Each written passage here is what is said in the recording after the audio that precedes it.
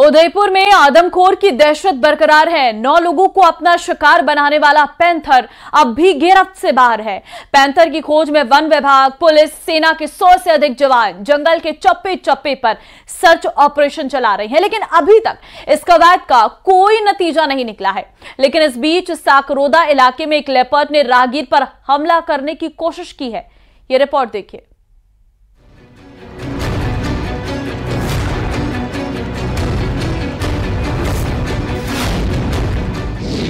कब खत्म होगा पैंथर का आतंक?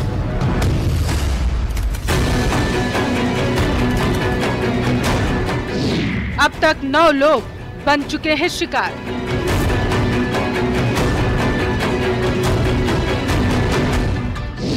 आदमखोर के अंत का इंतजार।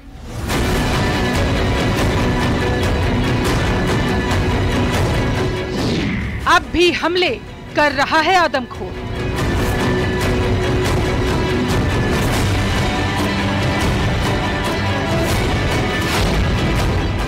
नौ लोगों को अपना शिकार बनाने वाला पैंथर के हमले अब भी कम नहीं हो रहे। एक तरफ गोगुंदा में पैंथर को पकड़ने के लिए वन विभाग, पुलिस और सेना के 100 से ज्यादा जवान जंगल के चप्पे चप्पे पर सर्च ऑपरेशन चला रहे हैं, लेकिन अभी तक इस कवायद को कोई नतीजा नहीं मिल सका। लेकिन इसी बीच साकरोदा इलाके में देर रात एक लेपर्ड ने बाइक सवार राहगीर पर हमला कर दिया। हमले के दौरान बाइक सवार दंपत्ति नीचे गिर गए। उसी दौरान वहां से गुजर रहे लोगों के शोर मचाने से पैंथर भी भाग गया। ये समथिंग रात को 9 बजे के आसपास मैं इधर मिठानीम की तरफ से आ रहा था।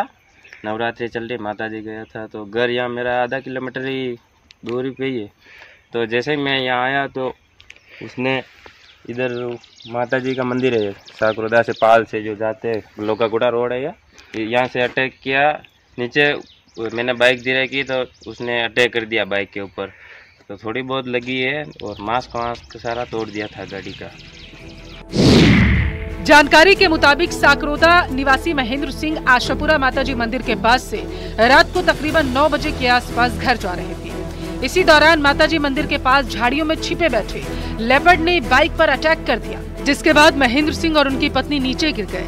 तभी इस रोड से और कुछ लोग निकले तो उनके शोर मचाने से लेपर्ड भाग निकला।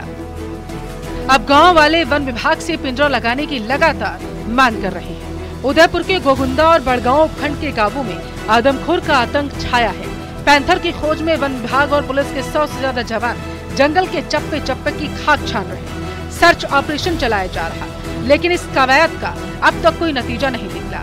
हाँ, ये बात जरूर है कि पैंथर से निपटने की कोशिश लगातार जारी है। Bureau report, news 18 Rajasthan.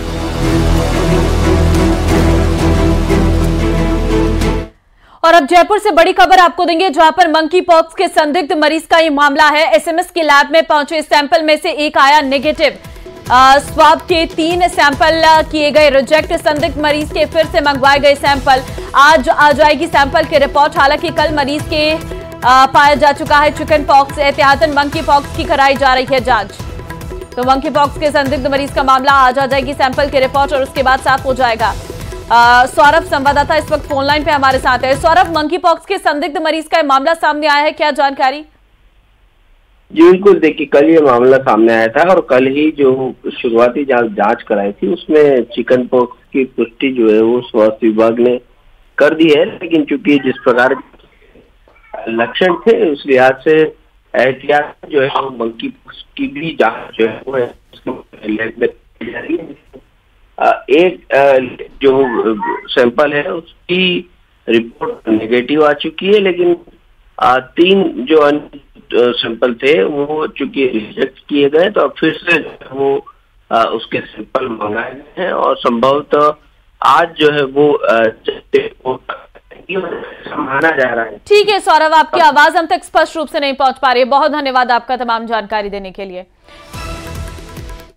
खबर सिरोही से है, जहां साणेश्वर महादेव मंदिर के दानपात्र राजस्व विभाग के द्वारा खोल दिए गए और इस साल दानपात्र से कुल 8,19,000 रुपए निकले हैं, जो पिछले साल से 2,06,000 रुपए कम है।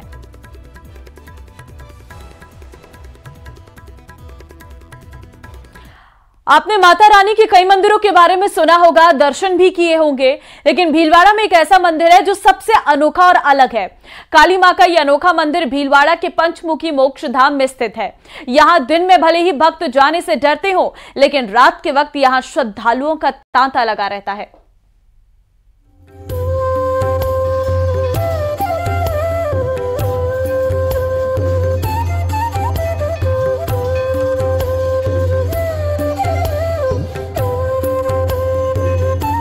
भीलवाड़ा में सजा माता रानी का ये दरबार सबसे अनोखा है। यहाँ जो भी भक्त मुराद लेकर आता है वो पूरी हो जाती है। लेकिन काली माता का ये दरबार सबसे जुदा है और इसकी वजह है इसका शमशान घाट में स्थित होना। ये एक ऐसा मंदिर है जहाँ नवरात्र के दिनों में दिन की बजाय अर्धरात्रि में पूजा अर्चना होती है। माता जी के अधिकतर मंदिरों में सुबह से और शाम पूजा अनुष्ठान होता है। ऐसा ये माता जी का मंदिर है। यहाँ मध्य रात्रि के अंदर ही इनका अनुष्ठान और पूजा अर्चना की जाती है। और यहाँ की विशेष मान्यता है, जो किसी भी प्रकार का नशे से आदि है, माता का सिंदूर व रुद्राक्ष उनको देने मात्र ही काफी दिनों में उनका नशा मुक्त हो जाते हैं। भीलवाड़ा के पंचमुखी मोक्ष धाम में स्थित मसानिया भैरवनाथ मंदिर में रात के वक्त भक्त बिना किसी डर के पूजा आरती में शामिल होते हैं। दिन के वक्त भले भक्त मंदिर में आने से डरते हों, लेकिन रात के वक्त माता की ऐसी कृपा होती है कि भक्तों का तांता लग जाता है। हम खड़े हैं भीलवाड़ा के मोक्ष धाम में, शमशान में, जहां पर जीवन का अंत होता है और व्यक्ति की आत्मा एक नए सफर की ओर चलती है। पर वहीं पे भैरव मंदिर बना हुआ है जहाँ पर शमशान काली विराजमान है। भक्त अपनी मनोकामना यहाँ पर लेकर आते हैं। यही नहीं, संतान प्राप्ति की मनोकामना लेकर आते हैं और माता रानी उन पर कृपा करती है और उनके जीवन में संतान प्राप्ति का आशीर्वाद देती है। या फिर यूं कहा जाए, जहां पर मेरे पीछे आप देख सकते हैं एक चिता प्रज्वलित हो रही है, एक जीवन समाप्त हो रहा है, आत्मा एक नए सफर के लिए जा रही है, वहीं यहाँ पर जो मंदिर स्थित है, जो शमशान काली है, एक नव जीवन को सृजन करती है, अपने भक्तों को संतान प्राप्ति का आशीर्वाद देती है। भारी संख्या में भक्त यहाँ पर पहुंचते हैं और माता रानी से आशीर्वाद लेते हैं। बताया जाता है कि करीब 7 साल पहले काली माता की प्रतिमा यहाँ स्थापित की गई थी और तभी से रात के वक्त यहाँ पूजा अर्चना की जाती है। नवरात्र के दिनों में रात के वक्त विशेष पूजा की जाती है। माता की गोद भराई भी की जाती है। दावा किया जाता है कि माता का रुद्राक्ष लेने मात्र से ही नशे का आदि व्यक्ति नशा छोड़ देता है। यहाँ निसंतानों को संतान की प्राप्ति भी होती है। हम है ना काली माता के मंदिर माते आते हर नौरतों में हम कहते 5 साल हो गई संतान प्राप्ति का आशीर्वाद लेने आई थी, है ना। मेरे लड़का हो गया, मेरे माता रानी का आशीर्वाद हो गया मुझ पे, मेरे लड़का हो गया। प्रदेश का ये पहला ऐसा शमशान है जहाँ पर सभी देवताओं के मंदिर हैं। लोग यहाँ दूर दराज से मुरादे लेकर आते हैं और मनोकामना पूरी होने के बाद बार बार काली माता के दर्शन करने आते हैं। और मैं यहाँ पे पिछले 4 साल से आ रही हूँ और पिछले 4 साल से मेरी जितनी भी मनोकामना है वो सब पूर्ण हो रही है। और हर नवरात्रि पे यहाँ पे बहुत अच्छा आयोजन होता है और इस नवरात्रि भी यहाँ पे आज लड़कियों को भोजन कराया गया और 108 लड़कियों को यहाँ पे भोजन कराया गया है। मोक्ष धाम में स्थित काली माता के मंदिर दिव्य हैं और यहाँ पर आने वाले खाली हाथ नहीं लौटते हैं। दिन ही नहीं, रात में भी भक्त पूजा अर्चना करते हैं और उनमें डर जरा भी दिखाई नहीं देता है।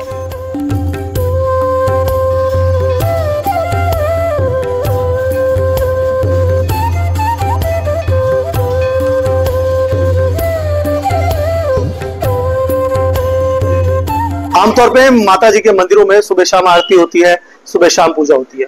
और शमशान में जब से माता रानी विराजित हुई है, लोगों का डर खत्म हो चुका है। माता रानी की आरती मध्यरात्रि में होती है। मध्यरात्रि में माता रानी का श्रृंगार होता है और पूजा अर्चना होती है। लगातार लोगों की भीड़ यहाँ पर पहुंचती है। शमशान के अंदर माता रानी विराजमान है, पर वह भय मुक्त होकर माता रानी के दर्शन करने के लिए और अपनी मनोकामना पूर्ण करने के लिए, माता रानी का आशीर्वाद लेने के लिए यहाँ पहुंचते हैं। नवरात्रि में भीलवाड़ा ही नहीं, कई जिलों से लोग यहाँ पहुंचते हैं और राजस्थान के बाहर से लोग भी यहाँ पहुंचते हैं। मनोकामना पूर्ण करने के लिए लोग बाग माता रानी को यहाँ रिझाते हैं और कई चढ़ावे चढ़ाते हैं। नवरात्रि में यहाँ पे कन्या भोज भी किया जाता है। लगातार माता रानी की कृपा अपने भक्तों पर बनी हुई है और माता रानी की ख्याति दूर दूर तक फैल चुकी है। बहुत दूर से लोग यहाँ आते हैं और शमशान में पहुंचकर शमशान काली का आशीर्वाद लेते हैं। वीडियो जर्नलिस्ट अंकुश सरांटी के साथ राहुल कौशिक, न्यूज 18, भिलवाड़ा। और अब जयपुर से बड़ी खबर है। राजस्थान सीनियर रणजी ट्रॉफी टीमों का ऐलान हो गया है। पुरुष और महिला रणजी ट्रॉफी टीमों की घोषणा। राजस्थान सीनियर रणजी टीम के कप्तान होंगे दीपक हुड्डा। राजस्थान महिला रणजी टीम की कप्तान होंगी प्रियंका शर्मा। राजस्थान क्रिकेट संघ ने किया टीम और कप्तान का ऐलान। तो जानकारी इस वक्त आपको दे रही हैं, जहां पर रणजी ट्रॉफी टीमों का ऐलान हो गया है। महिला टीम का भी और पुरुष टीम का भी ऐलान हो चुका है। टीम और कप्तान का भी ऐलान कर दिया गया है। पुरुष टीम के जो कप्तान रहेंगे वो दीपक हुड्डा हैं और महिला की प्रियंका शर्मा। बीकानेर जिले की बात करते हैं, जहां पर बढ़ते डेंगू मरीजों की संख्या को देखते हुए अब प्रशासन भी हरकत में आ गया है और अभी तक डेंगू के 4 मरीजों की मौत और करीब 344 पॉजिटिव मरीज के बाद अब पीबीएम अस्पताल प्रशासन ने एमसीएच अस्पताल में डेंगू के मरीजों को भर्ती करने की तैयारी शुरू कर दी है। पीबीएम अधीक्षक डॉक्टर पीके सैनी और मेडिसिन विभाग के एचओडी डॉक्टर सुरेंद्र वर्मा ने एचसीएस अस्पताल में निरीक्षण किया है और मरीजों से मुलाकात की है। डॉक्टर पीके सैनी ने बताया है कि पीबीएम अस्पताल के मेडिसिन ओपीडी में रोज 800 से 1000 मरीज वायरल बुखार और डेंगू के आ रहे हैं। इनमें से करीब 80 मरीजों को भर्ती करना पड़ रहा है और मेडिसिन वार्डों में भर्ती मरीजों की संख्या जो है वो बढ़ती ही जा रही है। ऐसे में 20 बेड और लगाए गए हैं।